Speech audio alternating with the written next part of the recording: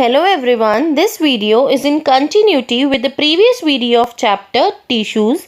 In that video we have discussed epithelial tissue in detail.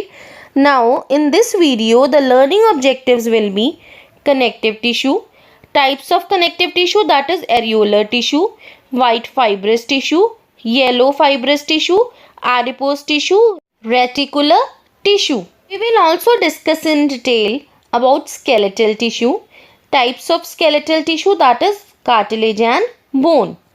Now students, we will discuss connective tissue. As the name indicates, this tissue connects various tissues together in any organ. It is characterized by a few number of cells, large intercellular spaces. Intercellular space, as we have discussed, is a space present between the cells. Ground substance called matrix fills the intercellular spaces.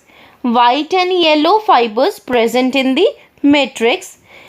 Depending upon the structure and functions performed by the connective tissue, it is further classified into three types: connective tissue proper, skeletal tissue, and vascular tissue.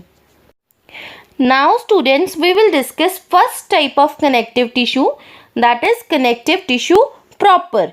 It is most abundant type of connective tissue. It holds various tissues together in any organ. It is further divided into following types: areolar tissue, white fibrous connective tissue, yellow fibrous connective tissue, adipose tissue, and reticular tissue. Now students, we will discuss areolar tissue. This is basic and most abundant type of connective tissue. In the matrix of this tissue are scattered three types of cells, that is amoeboid cells, which are phagocytic in nature. Phagocytic cells are the cells that engulf foreign particles. Next type of cells are fibroblast or fibrocytes. These cells secrete fibers. Third type of cells are mast cells. These cells secrete matrix. Two types of fibers are also present in the matrix, that are yellow fibers and white fibers. White fibers are inelastic in nature, whereas yellow fibers are elastic in nature. Elastic means they are able to resume their normal shape spontaneously after being stretched. Second type of connective tissue is white fibrous connective tissue.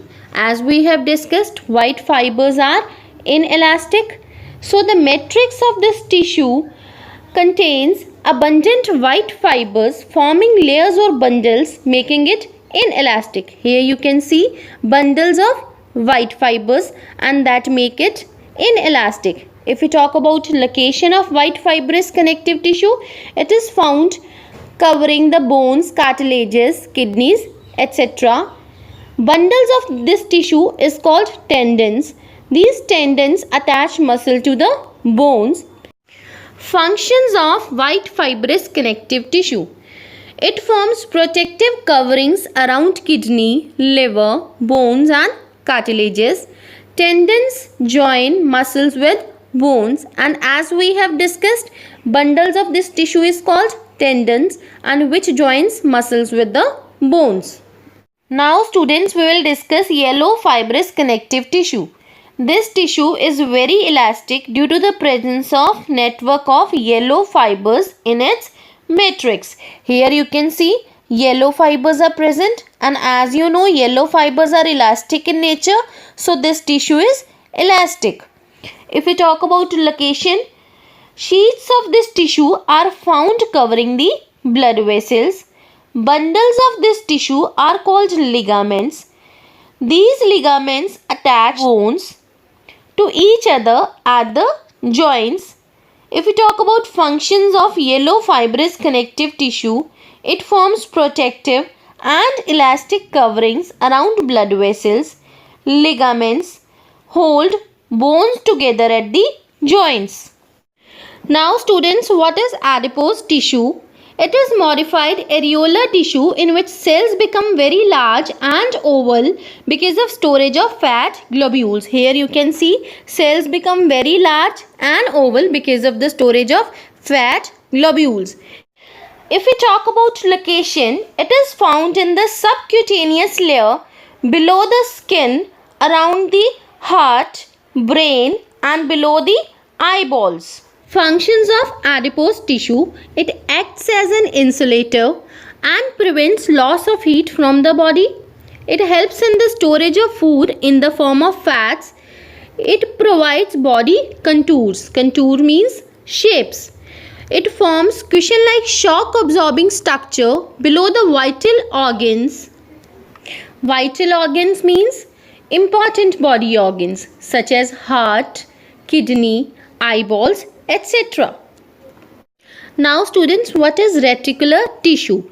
The cells in this tissue are star-shaped and form a network-like structure. If we talk about location, it is found in the spleen, lymph nodes, tonsils, etc. Functions of reticular tissue: it forms lymphoid tissues in the body. Reticular tissue in bone marrow helps in the formation of blood corpuscles. Now students, what is skeletal tissue? It is a hard connective tissue that forms supporting framework of the body. It is of two types, that is cartilage and bone. Now students, if we talk about cartilage, this tissue is elastic, harder than connective tissue proper but softer than bone. The matrix of cartilage is solid but elastic because of the presence of protein called chondrin and some inorganic salts. In the solid matrix are present fluid-filled spaces called lacunae. Here you can see these are the fluid-filled spaces called lacunae.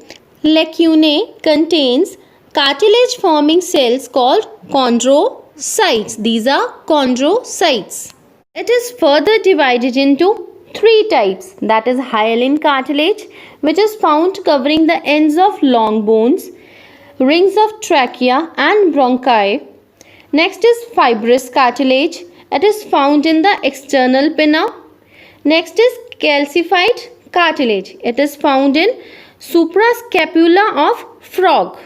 Functions of skeletal tissue: it forms a supporting framework of nose, pinna, trachea, etc.